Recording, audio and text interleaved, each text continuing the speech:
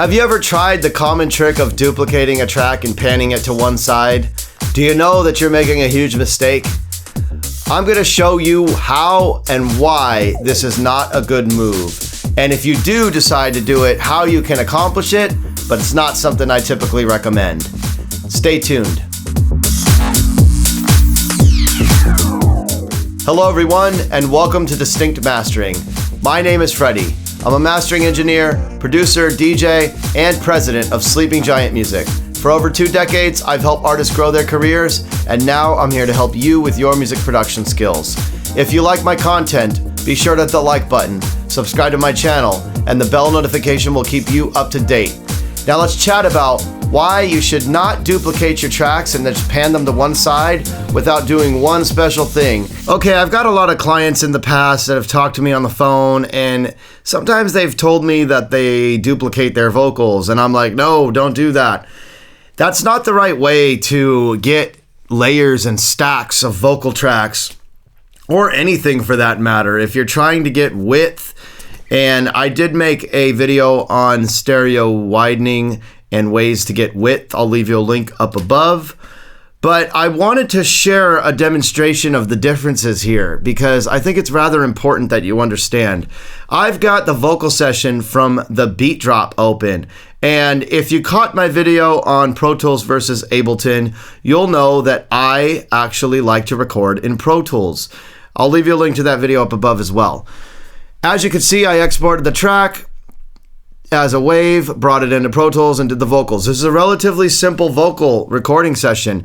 This is my friend Rebecca Jade. She is an amazing vocalist. It may look like these tracks are the same, but they are not. Each one is different takes.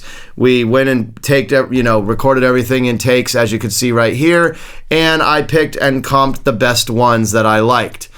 That being said, I'll go ahead and play this for you really quick. Everything is straight up the middle. Looking at the mixer, as you can see, we've got everything right up the middle. I've lowered this for the video purpose, but let's go ahead and play this for you now. You know what to do. If I don't hear the beat drop, I go crazy. As you can see on the correlation meters, everything is perfectly in phase. And I really only need one of these, but I was just pulling that up for demo purposes.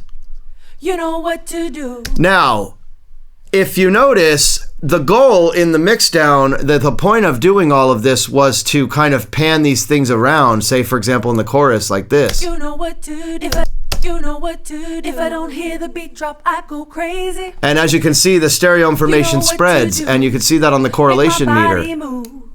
When the bass line drops. Let's do that here for these mains as well. I guess I did 2 mains and I did 2 backs, and as you can see, you've got this nice big width, which is what we want if we're doing stacks and stacks. And sometimes I've done stacks of 16s. I remember years ago we did this one vocal session where I think we must have stacked like 32 or 48 different vocal stacks. It was huge. And you know, the panning options are endless in that way. You know what to do. But it takes time to record this, and you've got to, and I sit there and, you know, the way I do vocals, I sit there and get everything dialed in, I clean them all up, and it takes a lot more time. The more stacks you got, the more time, the vocal tuning and the comping and cleaning it all up, getting it right. And then I exported and I took this back into Ableton. But what I want to show you, I'm going to give you an example of what someone, as you saw what that correlation meter was doing there, let's duplicate this one track, and now we have this same exact chorus, this one take, and I'm going to pan this. If I don't hear the beat drop, I go crazy. I'm not getting the same stereo spread. Make my body move. And the reason I pulled this one up is so you can see, when I see we're getting some phasing going on there. It's funky. Now, one of the things that they say to do is to nudge this a bit. So let's go ahead and nudge this 10 milliseconds.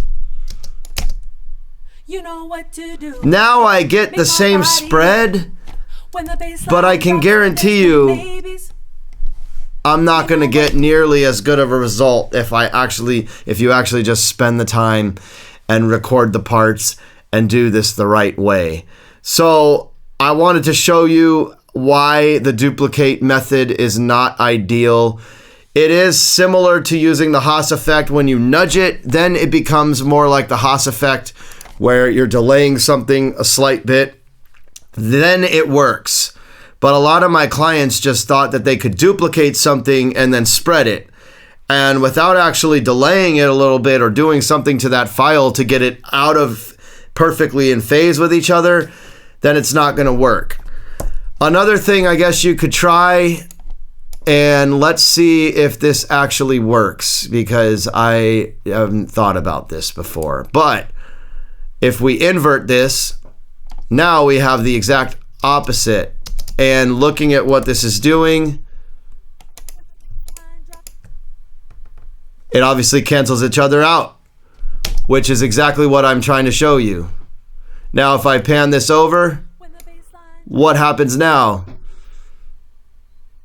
Now we're out of phase and we're losing the signal. So when I sum to mono, I'm completely out of phase and I've lost everything. So as you can see, it's very important to do things the right way and to understand what you're doing. That is why I always like to record more takes rather than try to use this duplicate method for vocals.